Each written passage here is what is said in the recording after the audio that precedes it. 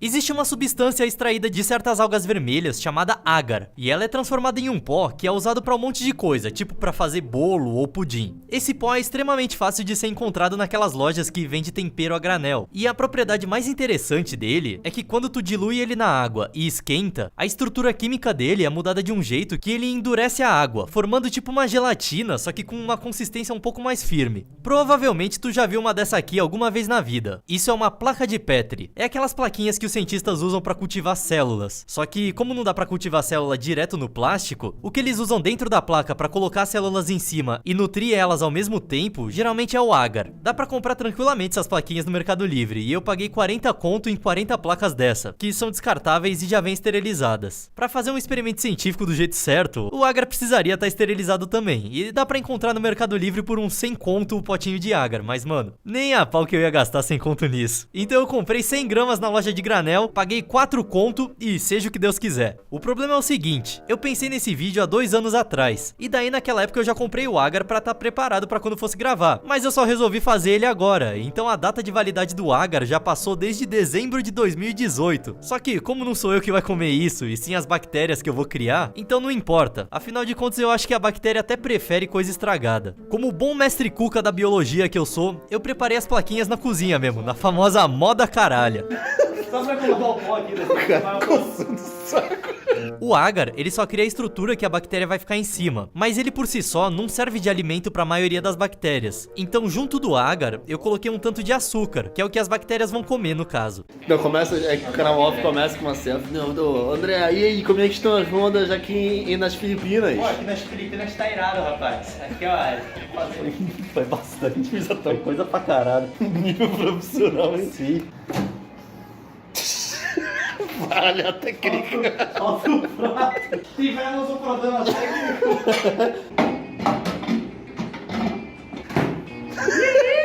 Que estranho.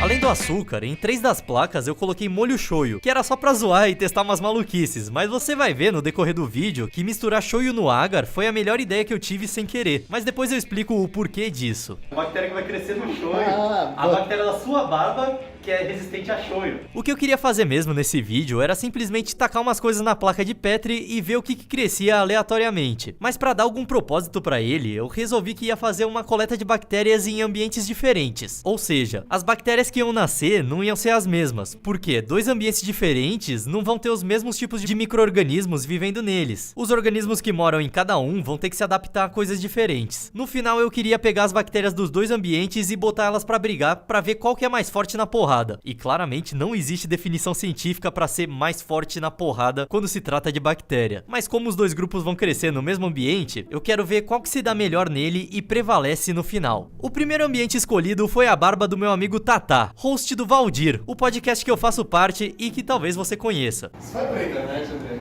Vai. A escolha da barba foi só porque a barba dele é um matagal desumano já faz pelo menos uns 5 anos aí. E a gente zoa que dá pra encontrar diversos tipos de coisa lá dentro. Inclusive uma vez eu encontrei o meu cachorro que ficou perdido lá por 2 meses. Apesar da barba filtrar ar e acumular algumas partículas, tanto de poeira como de comida às vezes, no final de contas as bactérias que vão aparecer nesse ambiente vão ser as que normalmente habitam a pele humana como um todo. Agora, o outro ambiente escolhido foi o que tem a maior diversidade de bactérias do mundo, que é a Terra. E é da hora fazer isso com terra porque é impossível prever o que vai nascer. Às vezes é uns bagulho coloridão que parece que é de outro planeta. Pra inocular isso nas placas, eu simplesmente catei um cotonete, molhei a pontinha dele, enfiei no lugar onde eu queria pegar as bactérias e passei levemente na placa, tentando não destruir o agar e fazendo um movimento como se estivesse pintando uma figura. Tem um motivo de usar esse movimento, que é, quando tu encosta o cotonete no agar, é um momento que tu vai estar colocando a maior quantidade de bactérias ali na placa. Daí conforme tu passa o cotonete, as bactérias vão ficando ali, e a concentração delas no cotonete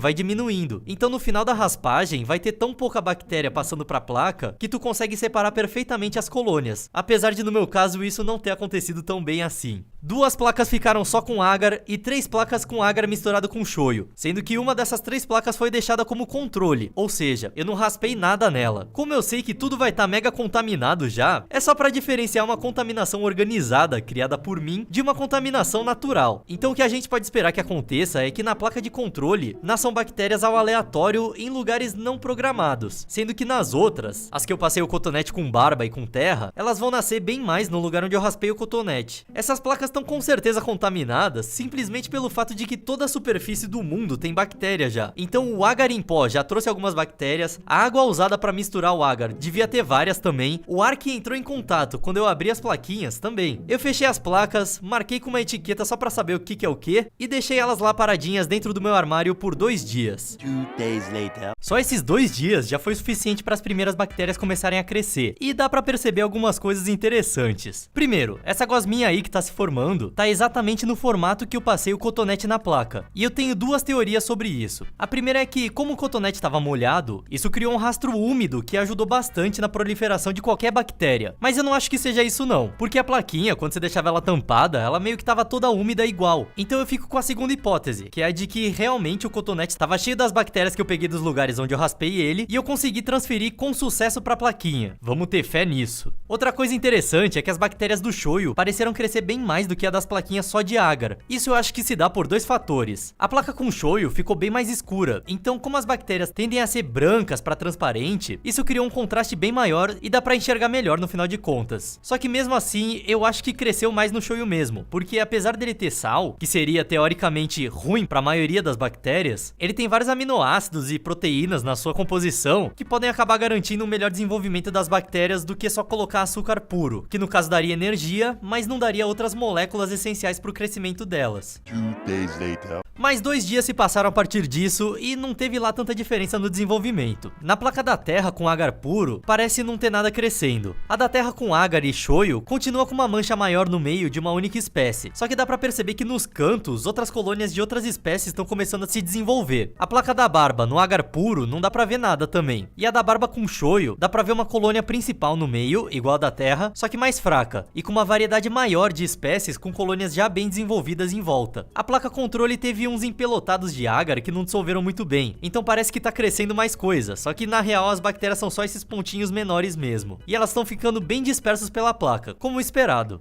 2 days later. Eu aguardei mais 2 dias e quando eu fui ver, algumas leves bizarrices estavam começando a aparecer na placa. Tipo esse treco cinza meio esverdeado aí que eu achei na placa da barba, e num primeiro momento eu achei que era um mofo. Só que mais tarde tu vai ver como é que ele cresce. Na placa da terra o bagulho tava começando a pipocar uns pontos pretos nojentos, e o cheiro disso já não tava lá dos mais agradáveis. Se eu tivesse que chutar, eu diria que essa parada preta possivelmente é patogênica. Então foi ela mesmo que eu escolhi pra representar a terra. Enquanto pra representar a barba, eu peguei aquela bizarrice lá verde e cinza. Eu montei 2 novas placas com shoyu e com o cotonete eu fui lá, raspei em cima da bactéria preta da terra e passei em metade da placa nova. Eu fiz a mesma coisa para a bactéria cinza e verde lá da barba e coloquei na outra metade da mesma placa. Eu não consegui gravar isso porque não tinha ninguém para me ajudar e eu não tenho 3 braços e nem um tripé. Eu deveria ter na real, mas o meu quebrou. Então eu tive que desligar a filmagem do celular para conseguir realizar essa manobra. Na outra placa eu fiz um círculo em cada lado com cada bactéria. Tu vai se ligar como é que ficou.